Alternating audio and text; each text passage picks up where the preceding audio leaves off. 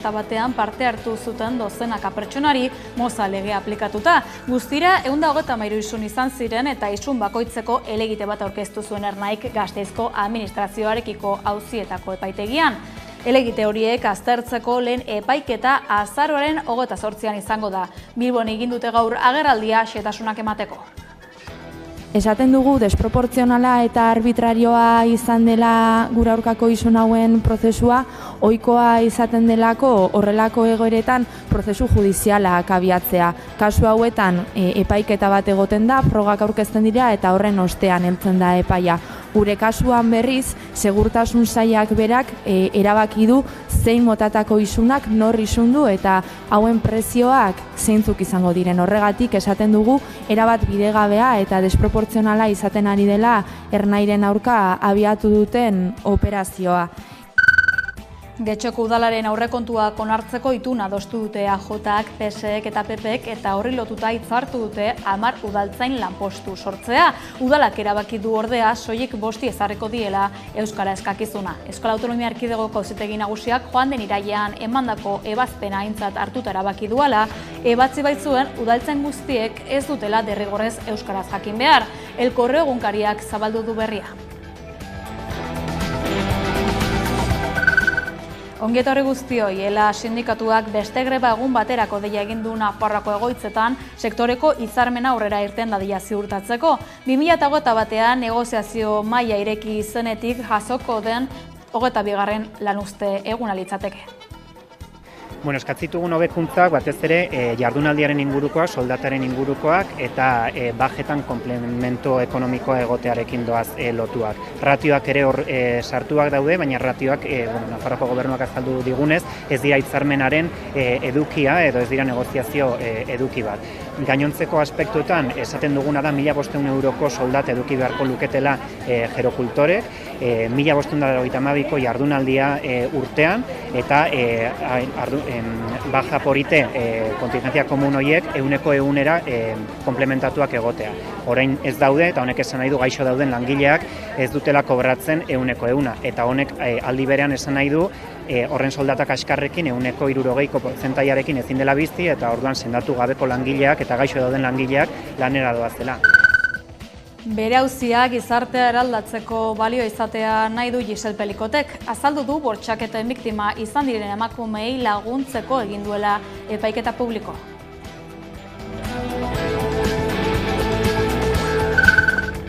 Hezbolak gaur baieztatu du talde xiitako egungo lider Hamasem Safiedin hilik dagoela. Hezbolako erabaki politikoetarako organo goreneko burua zen Safialdin eta irailean hil zuen Hassan Nasrallaren lekukoa hartzeko hautagai nagusietako bat zen. Israelgo armadak atzo gauean jakinarazi zuen hilaren hasieran hil zutela Safialdin Beiruten hegoaldean egindako aire erasoetan. Gaur arratsaldean ohar baten bidez baieztatu du talde xiitak Safialdinen heriotza.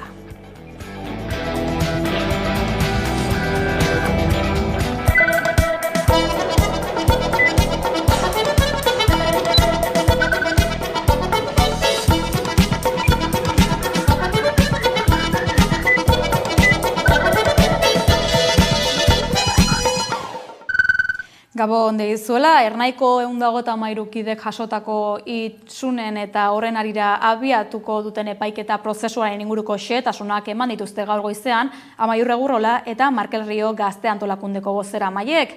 Prozesu judizialaren hasiera data jakinarazi dute. Azaroaren 28an izango da. Auzitegietara jo du Ernai Gazte Antolakundeak Eusko Jaurlaritzako Segurtasun Sailak jarritako isunei helegitea jarri ostean. Gasteizen izango da lehen epaiketa azaroaren 28an. Eusko Jaurlaritzako Segurtasun Sailaren aurka abiatu duen prozesu judizialaren xehetasunak eman ditu Ernaik asteazken honetan. Gogoratu dezagun pasaden maiatzean Antolakundeko 100 kide baino gehiagoren aurka izunak jarri zituela Segurtasun Sailak 2023ko irailean 2 protesta ekimenetan identifikatu ostean. Esaten dugu desproportzionala eta arbitrarioa izan dela gure aurkako isun hauen prozesua, ohikoa izaten delako horrelako egoeretan prozesu judizialak abiatzea. Kasu hauetan epaiketa bat egoten da, frogak aurkezten dira eta horren ostean heltzen da epaia. Gure kasuan berriz, segurtasun sailak berak erabaki du zein motatako isunak nor isundu eta hauen prezioak zeintzuk izango diren. Horregatik esaten dugu erabat bidegabea eta desproportzionala izaten ari dela ernairen aurka abiatu duten operazioa. Segurtasun sailaren helburua ernai ekonomikoki itoz, politikoki desagerraraztea dela nabarmendu dute, eta azken urteotan hainbat kolektiboren aurkako jazarpen estrategia baten barruan kokatu dute. Badela, bestelako Euskal Herri baten alde lanean ari garenon aurkako errepresio kasu bat. Kasu honetan, ernairen aurkakoa izan da, baina helburua gazteria independentista osoa jopuntuan jartzea. Ernaik ezinbestekotzat jo nahi izan du egoera horri neurria hartzea, eta isunen aurkako helegiteak aurkeztea eta prozesu judiziala abiaraztea erabaki dute. Borroka bide horretan aurrera egiten jarraitzea dagokigu. Eta bide horretan kapitulu berri bat zabaltzera goaz, hain zuzen ere, azaroaren 28an epaitegietan zabaltzera goazen prozesu judizialaren bitartez. Horiek horrela Gasteizko administrazioarekiko auzietako epaitegian izango da lehen epaiketa, eta autu politikoa dela azpimarratu dute. Azkenik adierazi dute, hurrengo hilabeteetan Eusko Jaurlaritzako segurtasun sailak bere burua defendatu beharko duela. Eusko Alderdi Jeltzalearen lurralde zuzendaritzen berrikuntza prozesua aurrera doa. Gipuzkoari dagokionez Donostiako Gros auzoko asanbladak Eneko Goia alkatea proposatu du Gipuzkoa buru batzarra zuzentzeko.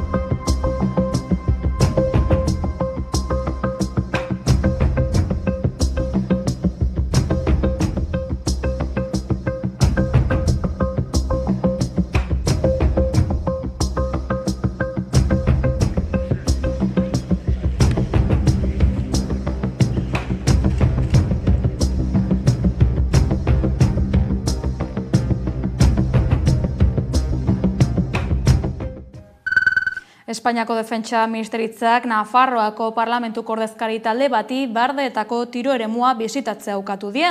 Egoera gaitzetsi eta azalpenak eskatu dizkiote Ministeritzari Geroa Baik eta Izquierda Unidak. Bardeetako tiro eremura Parlamentuko bisita bati jarritako betoari buruzko azalpenak eskatu dizkiote Defentsa Ministerioari.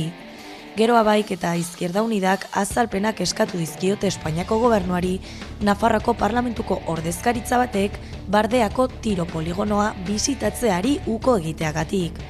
Bere iluntasuna salatu dute eta betotzat jotzen dutenaren arrazoiak asaltzeko eskatu diote. Usue Barko senatariak Defentsa Ministerioari goi ganberan egin dio galdera. Modu horretan, Barkosek aurkeztutako ekimenean azpimarratzen denez, pasaden irailaren 9an, Nafarroko Parlamentuko Mahai eta Lehenuden Batzarrak Parlamentuko ekimen bat tramitera onartu zuen, landa garapen eta ingurumen batzordeko ordezkaritza batek Bardeetako tiro eremura bisita egin zezan. Horrela, instalazioak eta bertan burutzen diren praktikarik eta militarrak lehen eskutik ezagutzeko. Bai eta tiro eremua dagoen ingurune naturalean sor daitezken balizko kalteak ere zeintzuk diren jakiteko. Geroago, urriaren 17an, Defentsa Ministerioak erakundearen bisita debekatu zuen. Horretarako arrazoi operatiboak argudiatuz.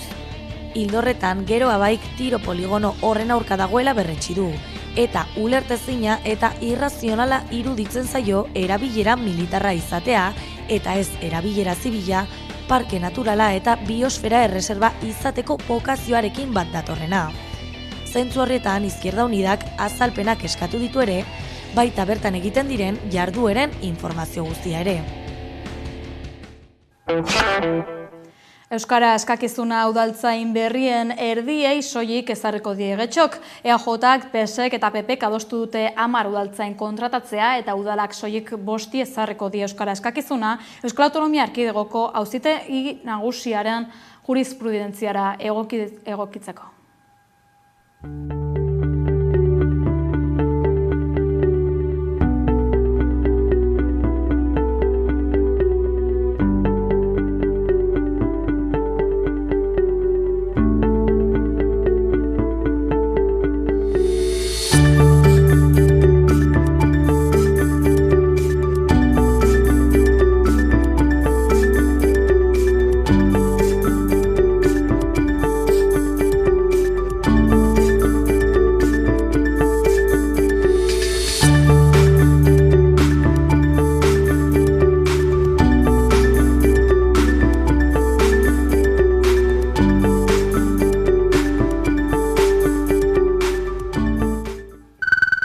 Lapau enpresakuko egin die Osakidetzarekin dituen kontratuei eta aurrerantzean ez ditu kudeatuko Arabako eta Bizkaiko anbulantzia zerbitzuak. Eusko Jaurlaritzak atzoar bidez adierazi duenez Osasun Sailak eta Lapau enpresak akordioa sinatu dute zerbitzua era ordenatuan bukatzeko azaroaren 30 baino lehen. Edonola ere, Jaurlaritzak argi utzi nahi izan du anbulantzien zerbitzua bermatua egongo dela uneoro etenik gabe.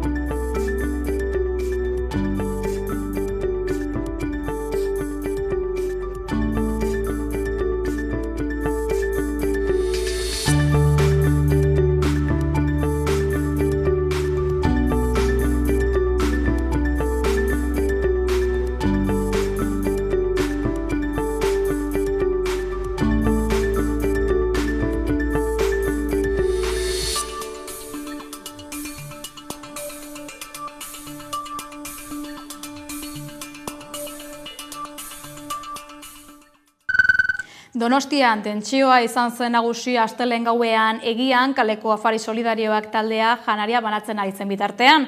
Hainbat bizilagunek tartean PPko bizinegotzik auzoan bizi duten segurtasun eza zelatu nahi izan zuten. Egoera afari hauek jasotzen dituzten migratzaileei egozten diete. Antza bereziki magrebitarrei. Irutsuloko hitzak grabatu zituen irudiak eta komunikabide honek islatutakoaren arabera azken hilabeteetan kaleko afari solidarioen aurkako mezua zabaltzen ari omen da. Donostian astelenero afari solidarioak ematen dizki kaleko afari solidarioak elkarteak kalean bizi diren herritarrei. Bada aste honetan Egi auzoan afariak banatzen dituzten tokien eta ordu berean elkarretaratze bat egin zuten segurtasun eske. PPko zinegotziak ere bertan ziren, sare sozialetako kanal batzuetatik antolatu zuten elkarretaratzea. Astelenero gaueko 9 aldera afariak banatzen dituzte Donostian. Kalean elo egiten dutenentzat, afaria prestatzea. Eta gu taldeka antolatzen gea eta eskaintzen diogu jateko ez dakaten bentzat. Antolatuta gaude Donostian zehar 3 taldetan, Egian, Alde Zaharrean eta Menamaran. Kalean lo egiten dutenak, gehienak gizonak eta adina gaztetik 50-60 urte arte badaude. Irutsuloko hitzak adierazi du azken hilabeteotan kaleko afari solidarion kontrako mezua zabaltzen ari dela, kalean dauden magreftarren kontrako kanpainak sustatuz. Iragan azaroan ere Donostiako Alderdi Popularrak afari solidarioak debekatzeko eskatu zuen segurtasun faltari erreferentzia eginez. Osoko bilkura baina ez zuen babesik izan. Aldarri horiei eutxiz astelenean elkarretaratzen izan ziren Donostiako udalean dauden PPko 3 zinegotziak, Borja Korominas, Jorge Mota eta Vanessa Belez, eta kaleko afari solidarioko kidei alde egiteko esan zieten, baita ireindu ere Irutsuloko hitzaren arabera. Elkarretaratzea antolatu zutela jakinda afariak orduz aurreratu zituzten bereiekin ez batzeko, baina afariak banatuta bertan gelditu ziren hainbat kide eta laguntzaile. Elkarretaratzeak ez omen zuen baimenik eta ertzaintza agertu zen. Bi aldekoen artean sortu zen tentsioa baretzeko ertzainek sartu ziren bi taldeen artean. Jarraian hainbat minutu zirenak entzun ziren. Afari solidariokoei osalazuei ere lapurtzea, osalazu ere uzkitik bortxatzea edota joan zaitezte popatik hartzera bezalako irainak egin zizkieten. Orduan Afari solidarioen aldetik arrazista zikinak oiukatu zuen norbaitek. Ertzaintzak harengana jo eta 3 gazte atxiki zituen, identifikatu egin zituzten baina atxilotu gabe. Tentsio handitzen ari zela eta ertzaintzak agindu zuen 50 minutuan lekua uzteko. Testuinguru horretan migratzaien aurkako sare sozialetako kanal horietan esan dute, astelehenero egingo dituztela elkarretaratzeak Afari solidarioak banatzen dituzten ordu eta toki berean. Horren aurrean afariak banatzen dituen taldeak bilera bat egingo du egoera aztertzeko. Arrazakeriaren eta fasismoaren gorakada kezkatuta hainbat kolektibo kexatzen ari dira, abuztuan Donostian eta iragan larun batean Pasaian.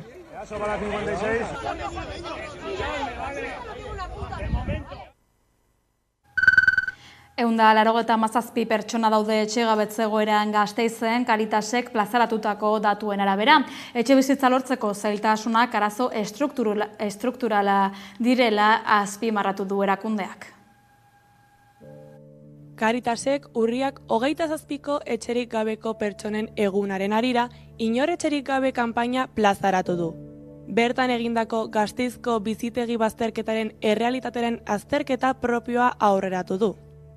Plazaratutako datuek aurten Caritasen bulegoetan bizitegi ezegonkortasuneko 187 egoera erregistratu direla aitortu dute.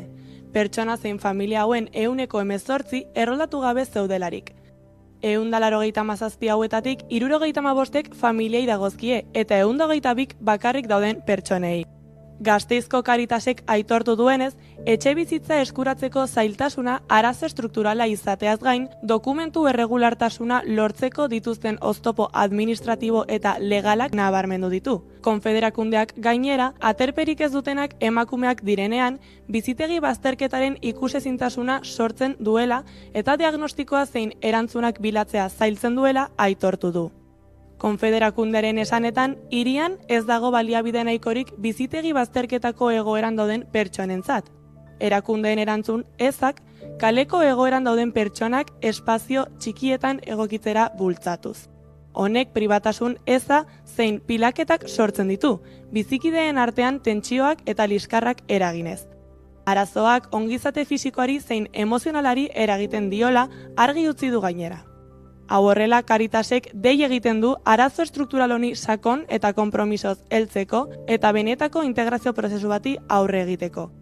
Gainera, igandean plazaratuko duen kanpainan, indarrik gabe, galduta eta noraezean sentitzen diren pertsonei, Caritasek elkartzeko eta entzuteko leku bat eskaini nahi die, bidean laguntzeko helburuarekin. Nafarroko gobernuak alokairu eskuragarriko 280 etxe bizitzara ikitzeko asmoa du Iruñean. Atzo sinatu zuten proiektua hau gauzatzea ahalbidetuko duen protokoloa Joseba Siron hiriko alkateak eta Begoña Alfaro etxe bizitza, gazteria eta migrazio politiken kontseilariak.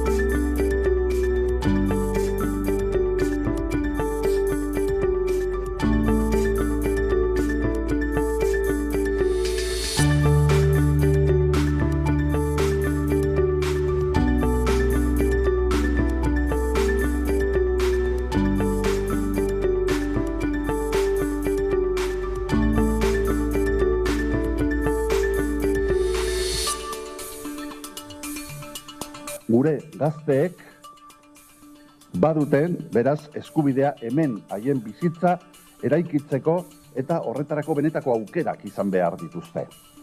Jakin badakigu etxe bizitzaren arazoa ez dela egun batetik bestera soluzionatuko, baina benetan uste dugu hori dela jarraitu beharreko bidea.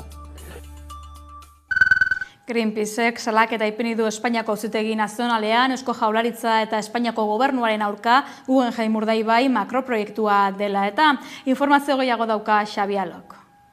Greenpeace erakunde ekologistak iragarri du, salaketa jarri duela Auzitegi Nazionalean, Espainiako gobernuaren eta Eusko Jaurlaritzaren aurka. Kostaldeko legea ez betetzea leporatu die erakunde ekologistak. Pasa den larunbatean milaka herritar batu ziren Gernikan Urdaibain ezarri nahi duten Guggenheim makroproiektuaren aurka. Horren aurrean, Eusko Jaurlaritza bere horretan mantendu da eta proiektuari eutsi diotela adierazi du Maria Obarretxena bozeramailea. Egia da manifestaldi batzuk egon zirela, badakigu iritzi kontrajarriak daudela, baina beti adierazi dugun bezala gobernu programan dagoen egitasmo bada, ez da bakarrik museo bat, askoz gehiago da, baiara baten bizi berritasunari buruz dagoen proiektu bada, eta esan bezala, entzute aktiboa jarriko dugun martxan, prozesu bat egongo da, eta guretzako beti esaten dugun bezala, eta etorkizunerako eta herri honentzako epe luzerako proiektuen gainean, kolaborazioa, akordioa eta elkarrizketaren bidea izango da gurea, eta bide horri ekingo dio baita ere Jaurlaritzak. Bien bitartean Greenpeace erakundeak iragarri du, Espainiako gobernua salatu duela kostaldeko legea urratzeagatik. Bizetik jada, gobernua salatu dugu kostaldeko legea aldatzeagatik proiektuari bidea egiteko. Kulturak eta naturak eskutik joan behar dute. Greenpeaceek Auzitegi Nazionalaren aurrean jarri du Espainiako gobernuaren trantsizio ekologikorako eta erronka demokratikorako ministerioaren eta Eusko Jaurlaritzaren aurkako demanda, zehazki, Muruetako paduren babes eremua 100 metrotik 20 murriztea salatu dute. Gaur goizean aurkeztu da Bilbon Herrigora ekimenaren Euskarari Puzka kanpaina. Bertan izan da Xabi Alo. Herrigorak Euskarari Puzka kanpainaren aurkezpena egin du Bilbon, bertan izan dira Bilboko euskalgintzaren hainbat gonbidatu, tartean izan dira besteak beste Jose Angel Iribar Atletikeko atezain Oia eta Oianabar trabertsolaria, eta Nafarroako Ager eremuan euskara uzpotzen jarraitzeko dei egin dute.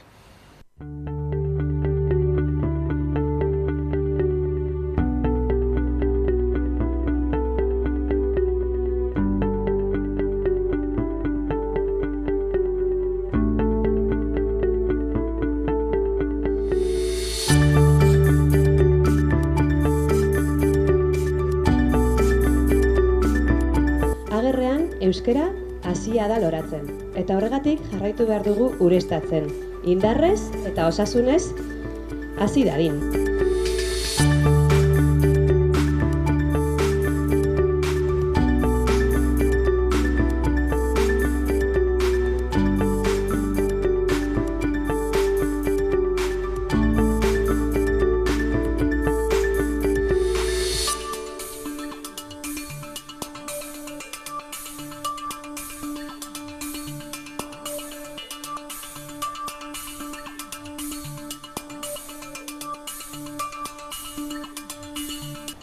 Guretzat, Nafarro erdi eta hegoaldeko euskalgintza indartzea, bada euskera bera indartzea, bere osotasuna.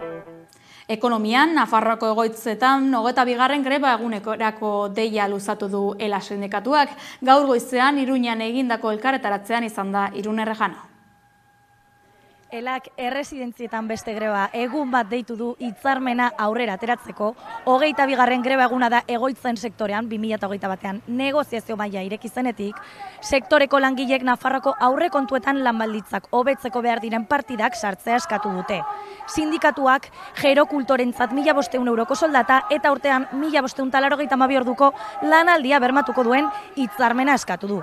Arratsaldean elkarretaratzeak deitu dituzte hemen Iruñan eta Tuteran, eta sindikatuak gehitu duenez, mobilizazioekin jarraituko dute lan hitzarmen propio bat lortu arte. ELAk beste greba egun bat deitu du gaur Nafarroako erresidentzietako sektoreko lehen hitzarmena lortzeko. Sektoreko 22. greba eguna da 2021 batean negoziazio maila ireki zenetik. Langileek egiaztatu dute lanbaldintzako betzea ez dela lehentasuna Nafarroko gobernuarentzat. Nafarroko gobernuak eta administrazioek orokorrean erabaki dute hau bezalako sektoreak enpresa pribatuekin kudeatzea, enpresa pribatuek kudeatzea, askotan putre funtsak diren enpresa pribatuak, eta horrek dakarrena da zerbitzuaren prekarizazio bat langileen prekarizazioarekin batera.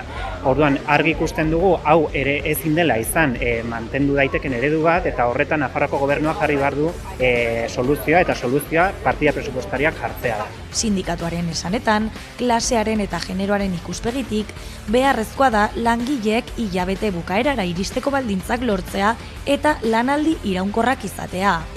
Eskatzitugun hobekuntzak batez ere jardunaldiaren ingurukoak, soldataren ingurukoak eta bajetan komplemento ekonomikoa egotearekin doaz lotuak. Ratioak ere hor sartuak daude, baina ratioak Nafarroako gobernuak azaldu digunez, ez dira hitzarmenaren edukia edo ez dira negoziazio eduki bat.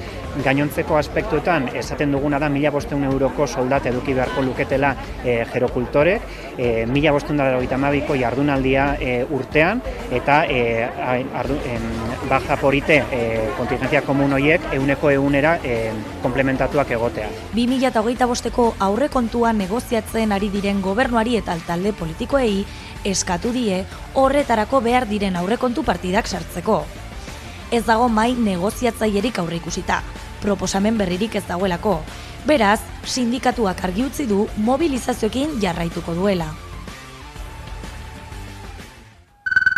Nafarroako Hezkuntza Departamentuak mahai gainean jarri duen azken proposamena moz geratu dela iritzita, urriaren 29-erako greba deialdiari eutsi egiten diotela jakinarazi zuten atzo Hezkuntza Publikoko sindikatuek. Zenbait aurrera pauso eta hobekuntza egon direla aitortu arren, uste dute mobilizaziorako arrazoiak badaudela oraindik. Carlos Jimeno Nafarroako Gobernuko Hezkuntza Kontseilariaren eskaintzan hobekuntzak onartu arren, irakaskuntza publikoko sindikatuek urriaren 29-erako deitu duten grebari eustea erabaki dute. Sindikatuek adierazi dutenez, ez dute saiarekin hitzordu berririk adostu, naiz eta kontaktuan jarraituko duten. Jimeno sailburuak hitzorduaren aurretik iragarri duenez, saiak onartu egingo ditu sindikatuek helarazitako proposamen batzuk. Va a aceptar algunas de las propuestas que las organizaciones sindicales han trasladado, en concreto una bajada lineal de ratios en educación primaria, para primero de educación primaria de 23 alumnos y alumnas, y asimismo otra medida que se acumula al paquete de las medidas ya trasladadas, que es una rebaja en la formación de 35 horas, en la formación institucional de 35 a 25, así como analizar casos singulares, casos individuales en la educación secundaria obligatoria para el análisis de las ratios en esa etapa. Asimismo, con respecto al alumnado mayor de 55 años, siempre que se dé la permanencia en el centro se asegura las retribuciones de este profesorado, si bien se organizan o se vinculan las sesiones que no se dan clases, las sesiones que se reducen para dar clases, se vinculan a proyectos, a trabajos, a recursos que se puedan establecer en los centros, a programas.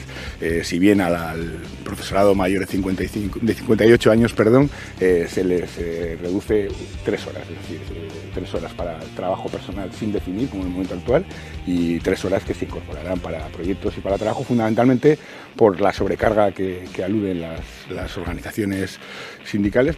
Hala ere, sindikatuen iritzia oso bestelakoa da hezkuntzak egindako hobekuntzei dagokienez. Sindikatuen ustez, hobekuntza horiek mobilizazio garrantzitsuaren bidez, baino ezin izan dira lortu. Ze ikusten ari gara mobilizazioarengatik hobetzen ari direla, hobetzen edo, baina oraindik ez dela nahikoa. Oraindik dugu mahai gainean murrizketa bat, hau da, 55 urtekoek edo gehiago dituzten ordu horiek kendu nahi dituztela eta lan berriak egokitu. Eta gero bestetik ez dugu ikusten hezkuntzaren etapa guztietan ratioen jaitsiera linealik gertatuko denik.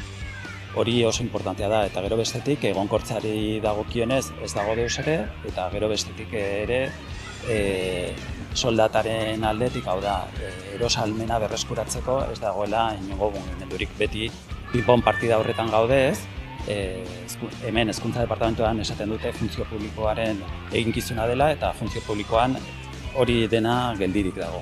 Sindikatuek argi utzi dute lanean jarraituko dutela greba eguna eta gero haien lan baldintzak hobetzaren alde. Bankuek eta argindar konpainiek ordaindu beharreko energiaren zergaren aurka agertu da Imanol Pradales Eusko Jaurlaritzako lehendakaria. Pradalesen hitzek bat egin dute hala Olatz Garamendi Gobernantza Publiko eta Autogobernu sailburuak eta Josu Jon Imaz Repsoleko kontseilari ordezkariak esandakoarekin.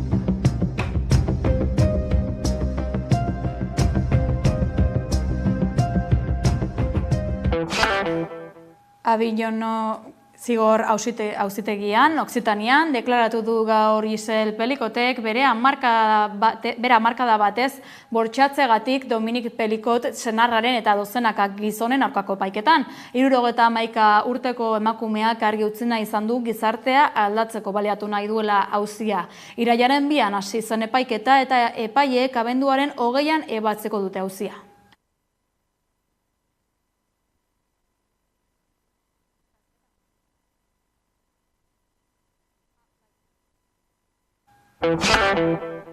Kultura alorrean, joan den abuztuaren 13an bota zuen azken atxea Juan Luis Goenaga 74 urte zituenean eta gaixotasun luze baten ondorioz.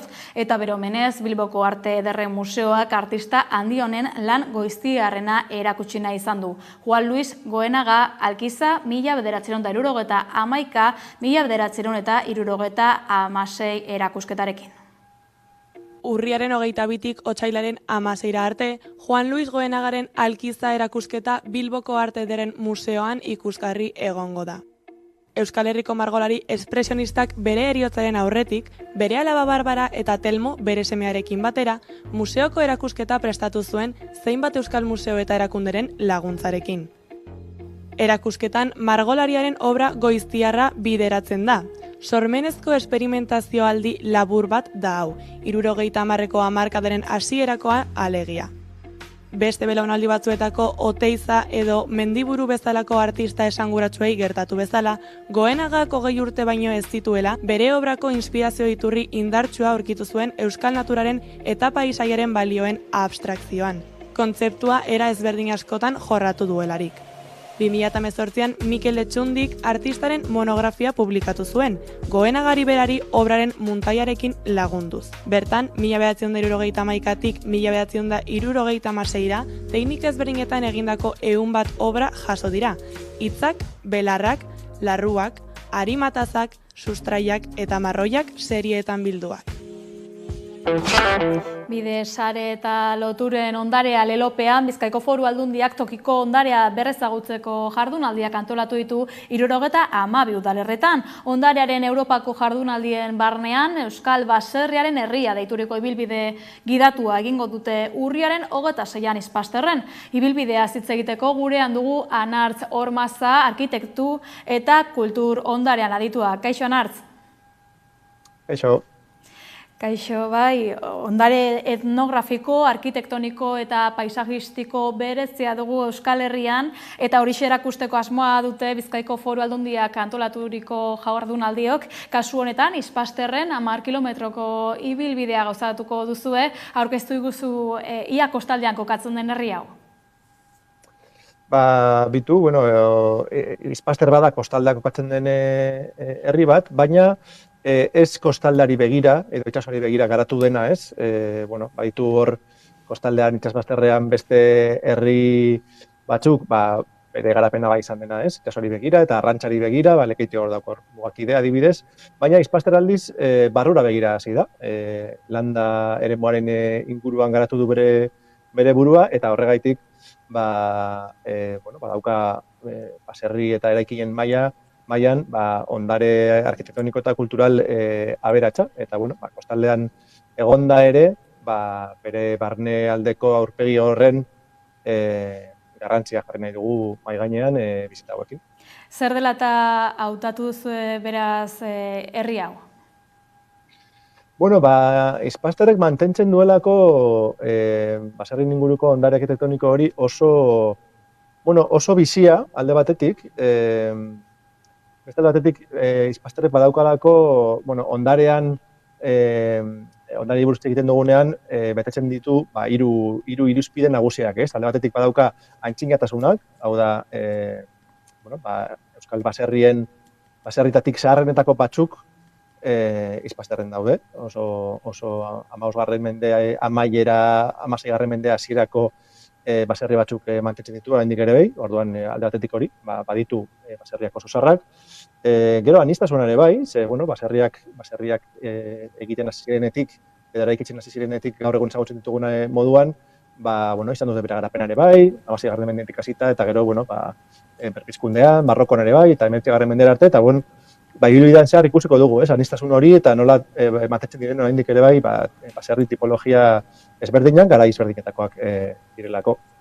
Eta beste alde batetik kalitatea. Oraindik badaude baserri batzuk Ispasterren mantentzen direla oso egoera honean, oso bizirik mantendu direnak oso oraintxura arte eta oso egoera honean bai. Gaur egun daño, duela denbora askoko baserriak egoera oso honean topatzen dira beraz herri honetan. Hori da, bai.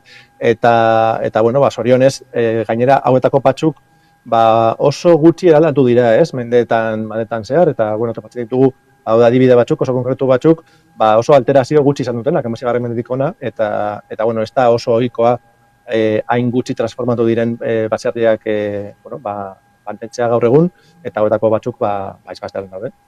10 geraleku inguru antolatu dituzue, 10 kilometroko ibilbide kultural batean, konta iguzu zehazki zer den ibilaldi hontan antolatu duzuena. 10 baserritan izango zarete edo bestelako eraikinak ere bisitatuko dituzue? Hori da, bestelako eraikinak ere egongo dira, ibilbidean zehar, apur bat,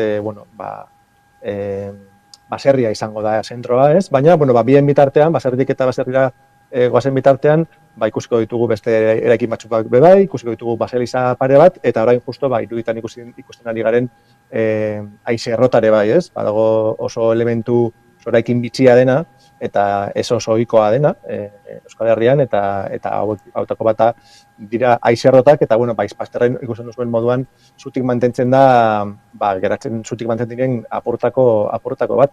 Eta, hori, baserriak egongo dira bai, baselizak ere bai, haize ederreko haize errota ikusiko dugu ere bai, eta gero, jauregi bihurtutako baserriak ere bai, hau da, gaur egun ja, eta 18. mendetik jauregi bihurtu direnak, baina jatorrian baserriak zirenak, eta horregatik ikusiko ditugu, baserriak zentro moduan hartuta, baina nahiko eraikin aniztasun handia. Euskal Herriko ondareaz ikasteko aukera izango dute ibiltariek beraz ibilbide honetan, arkitektua zara zuan hartz esan bezala hasieran, gidari lanetan izango zara, baina baita laguntzarekin ez da? Bai, gurekin batera gongo da bai Guillermo, bera bideetan aditua da, eta horretan egiten du lan, eta bere lana izan da egin batean ere bai, ibilbide hau osatzea, eta ibilbide zirkular bat da, Ispasterreko herriko plazan hasten dena, eta rekorrido ibilbide guztiak egin ostean bertan amaitzen dena, eta bideetan aditua izatik aparte, oso aditua da ere bai, Ispasterreko auzokidea da, eta oso ondo ezagutzen ditu bertako eraikinak ere bai, eta apiren artean osatuko dugu bizita. Zenbat irango du ibilbide honek? Ideia da, lau orduren bueltan egitea ibilbidea, ez da ibilbide zail bat, eta bai, nik uste dut 4 ordutan eginda izango dugula. Ideia da martan hasi eta ardu bietan, eguerdirako, Paskal ordurako beto esan da, 13 izatea. Lehenengo aldia da onelako ibilbide bat gauzatzen duzuela Ispasterren edo aurretik ere antolatu duzu antzeko ibilbiderik?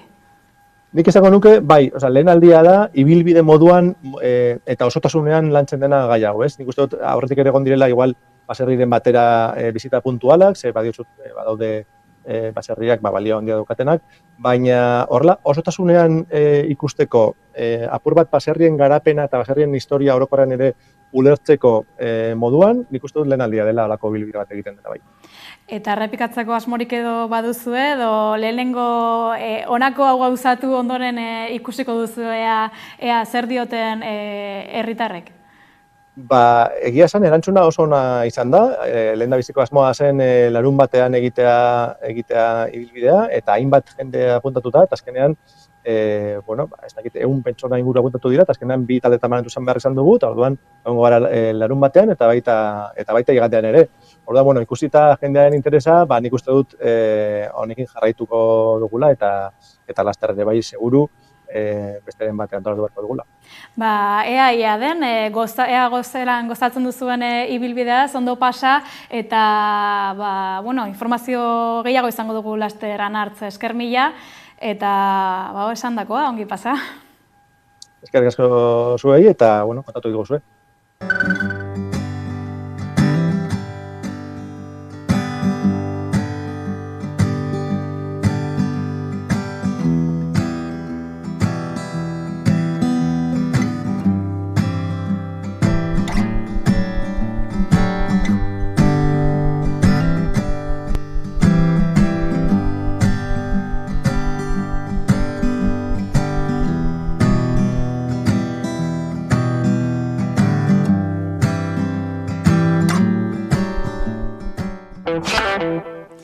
Onarte, kontatzeko genuena, Alain Rekondok eginiko film eta telesaien gomendioak ikusiko dituzue jarraian, eta Alainen ostean, elkarrizketa berezi bat ikusteko aukera izango duzue. Iñaki Uria eta Ainhoa Jauregi Hamaika Telebistako zuzendarioi eta zuzendari berriari egin diote elkarrizketa naiz irratia naiz zuzen. Bihar arte eta ongi izan. Kaixo, gaurko saioan gau beltza datorrela aprobetxatuz eta batez ere Donostiako Fantasia eta Beldurrezko Film Festivala datorrela, mundu horrekin erlazionatuko gomendio desberdinak botako ditugu. Esan bezala eta urtero bezala, Donostiako Fantasia eta Beldurrezko astea estreinatzen da ostiral honetan. Aste bat inguruan, bai fantasia, beldurrezko, komedia eta gai desberdinen inguruan dijoazten filmetaz disfrutatzeko aukera izango dugu, eta batez ere giro oso perezia bizitzen den antzerki zahar hortan disfrutatuko dugu. Inorrek ez badu ezagutzen, beti ere gomendio oso interesgarriak, zinea, festa bat bezala bizitzeko aukera ematen baigu. Eta ez dugu errepasatuko film guztiak, 7 egun hauetan aukera oso desberdinak eta ugariak daudelako, baina bai geldituko gea inaugurazioa eta klausura aipatzera, Inaugurazioa ostiral honetan da, urriako 25, atxaldeko 7 Antzokitzarrean, eta Nacho Bigalondoren azkeneko filma ikusteko aukera izango dugu.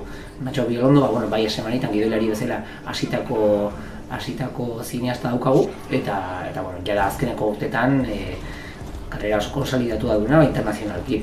Berriro ere bere filma zerrian zuzendutakoa da, eta kasu honetan Daniela Forever deituriko zinta ikusiko dugu. Daniela Foreverren amodiozko historia bat kontatzen digu, baina bere filmetan gertatzen den bezala, beti ere fantasiako puntu txiki bat sartzen dula, naiz eta kostumbrismo hori ez galdu, bere azkeneko filmetan extraterrestre edo monstruoso bezala egiten zuen enean. Eta kasu honetan, gure ametsak kontrolatzeko aukera ematen digun enpresa bat sortzen da, eta modu horta erlazio bat nola jarraitu investigatzen du. Seguro lan interesgarria izango dela eta disfrutatuko dugula. Eta klausurara junda, berriro ere, euskal lan handia duen filma ikusiko dugu, kasu honetan Una baiena deituriko pelikularekin. Kasu honetan Pablo Hernando Gasteizarra zuzendutako filma da, bere 3. filma, eta produzio lanak Gipuzkoa eta Bizkaiko bi produktora ezberdinak eta Italiako produktora batekin elkarbanatuz lanak, aurrera atera dute film hau. Kasu honetan, hitzaile baten historia jarraitzen digu, eta hitzaile honek pixka fantasia mundu bat dokena bere atzean. Esan bezala, oraindik salmentan daude sarrera batzuk, eta saio batutako lekua badago, eta gomendio oso interesgarria. Hildo beretik jarraitzeko, gau beltza honen ospakizunera Leidor Zinema beti gehitzen da, eta hurrengo asteko Zineforum saioa, ostegunen beharren asteazkenean da, eta fantasia eta beldurrezko mundu hortan mugitzen den film bat ekarri digu. Long Legs filma, prestigio handia irabazi duna mundu mailan festival desberdinetan, eta nahiz eta ez izan oso ezaguna publikoarentzat, bai da film oso interesgarria. Nahiz eta historioa ez izan beldurrezkoan berez, azkenen ikerketa bat jarraitzen dulako hiltzaile baten atzean, Silencio en los Corderosen modura, baina bai daukela bere protagonistaren gainean historio oso beldurgarri bat, eta artistikoki eta estetikoki beldurrezko filman bidea jarraitzen du zuzendariak, eta iruditzait lan oso interesgarria, eta esan bezala hemendik aste batean Leidor Zinean edukiko duguna eskuragarri eta oso gomendio interesgarria. Nicolas Cageen antzezle lana aipatzeko iritsi zaite, eta animatzen zaten. Eta bukatzeko, mundu honetan sartu garela, eta film desberdinak gomendatu ditugula, telesail batekin bukatuko genuen, askotan gomendatzen den telesail bat, Netflixen eskuragarri da ona, The Haunting of Hill House deitzen dena, eta Mike Flanaganen lan oso, bere lan novena, esango nuke dena, eta 10 kapitulu zehar, famili baten historia jarraitzen diguna, 4 seme-alaban historioa, txikiak direnean, eta gero heldutasunean nola bere infantzia hortan bizitako historia beldurgarri bat zelan afektatzen dien heldutiranen eta nola bultatu behar diran berriro ere horri bizitzea eta horri aurpegiratzea, ez? Eta esan bezala beldurrezko estetika batean, drama familiar eta pertsonal oso interesgarria kontatzen duen telesaila eta iruzaiten lan oso interesgarria. Eta egun hauetan murgiltzeko mundu hortan aproposa. Beraz, hor gomendio desberdinak, disfrutatu eta gau beltzan toze bai disfrutatu. Agur.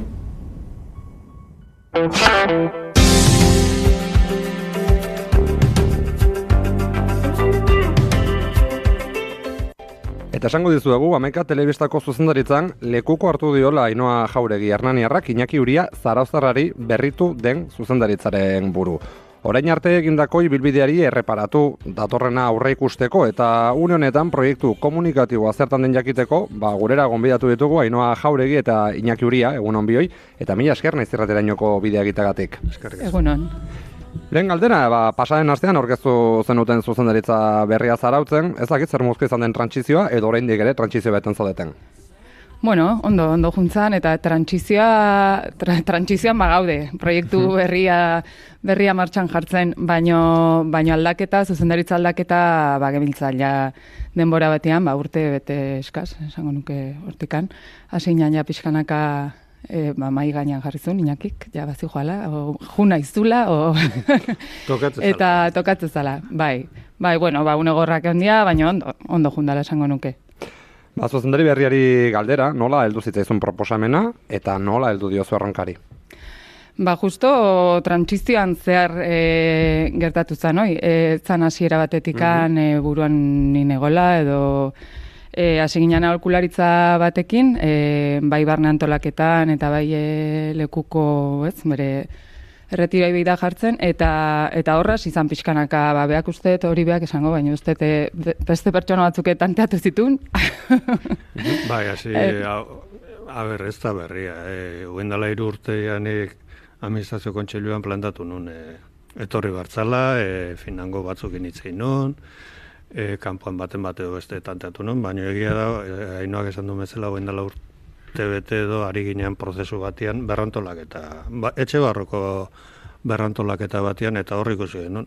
Batetik bazeola ekipua, eta ekipo horren barruan ere bazeola zeinek hartu, ez? Eta orduan alde hortatik neko naturala izan da. Hori proposatu, kontseiluak onartu zuen, eta jazta. Bai, hola izan zen. Eta ilusioakin hartu du, baina erantzunkizun handiakin baita. Badelako, bai. Zure iritzi zainoa, zein da Hamaika Telebistak Euskal Herri garaikidean jokatzeko duen papera?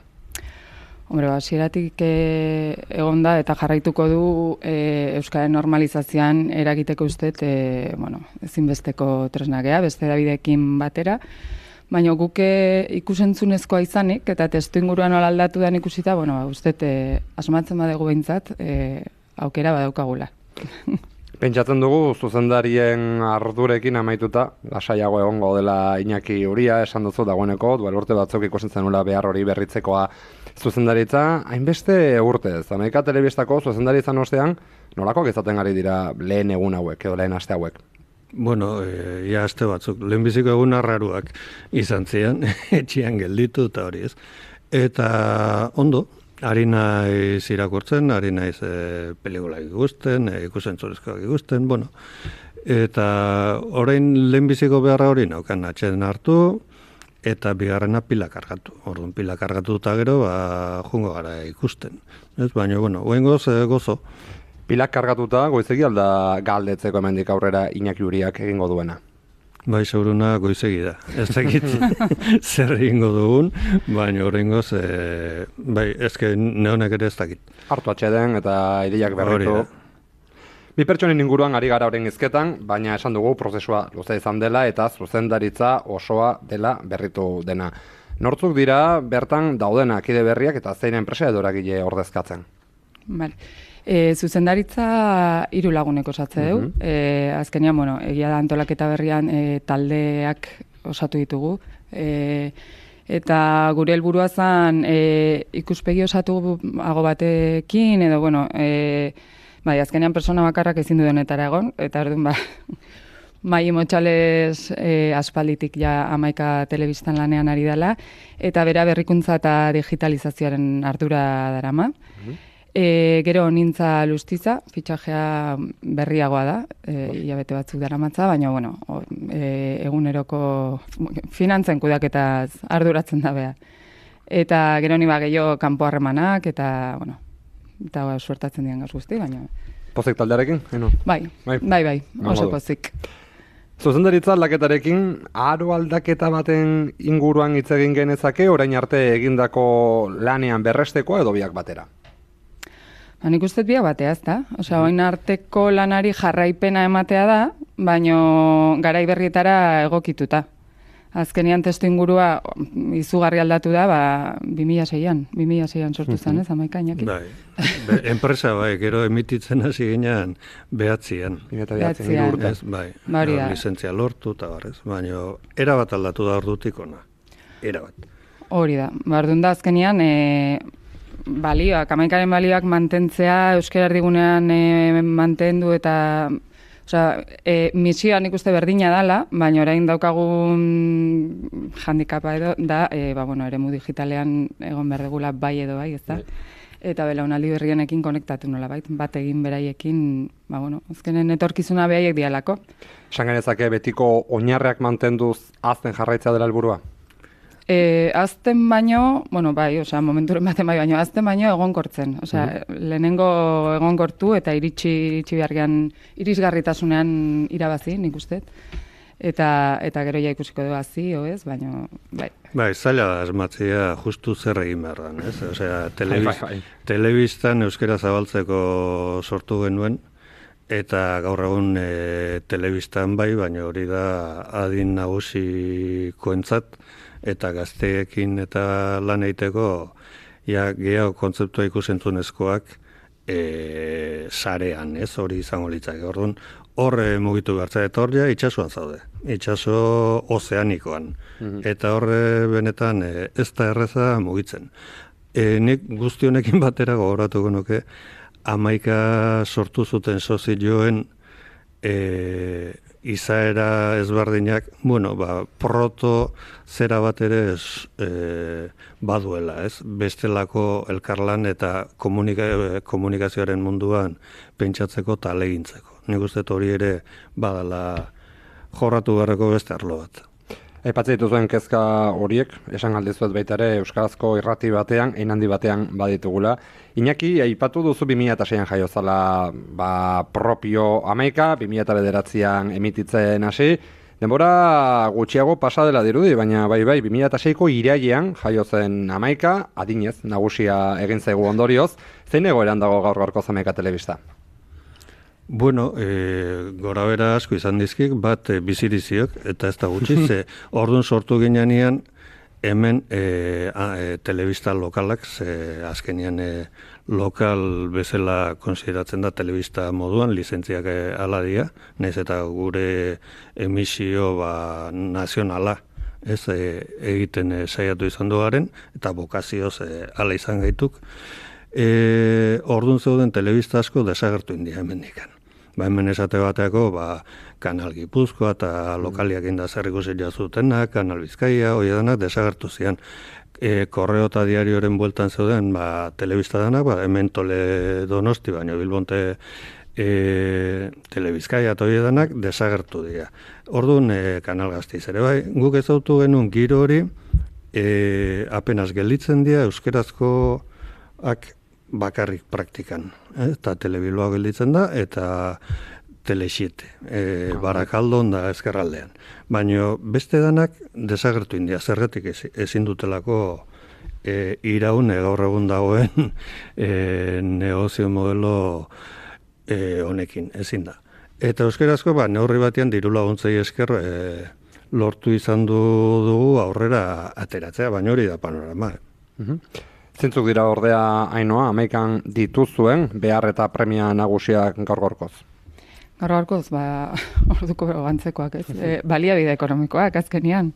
Horrek mugatzen zaitulako izugarri. Osea, guk proiektua badakigu zer egin nahi dugu, baina baliabideri gabe mugatua gaude. Orduan, hoxe, nahi badugu talentu berria erakarri, profesionalak mantendu.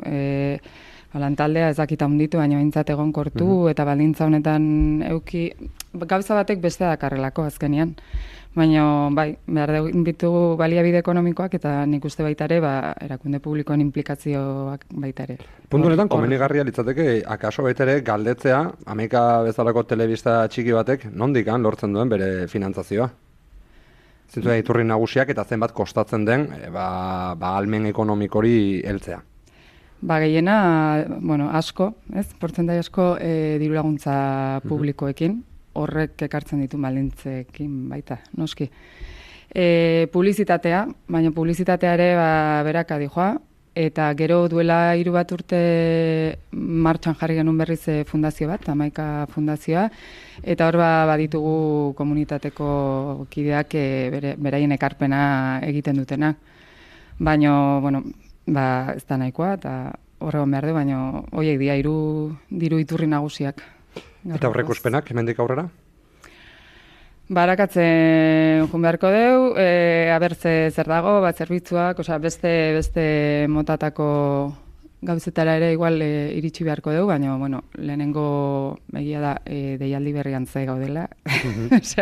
Aurreikuspenak zai gaude, diru laguntzekin, eta azkenean oinarria hor daukagu. Eta, hor ikusiko dugu, proiektua osoarekin aurrera jarraitu behar dugu, dimentsionatu, baina, bintzat...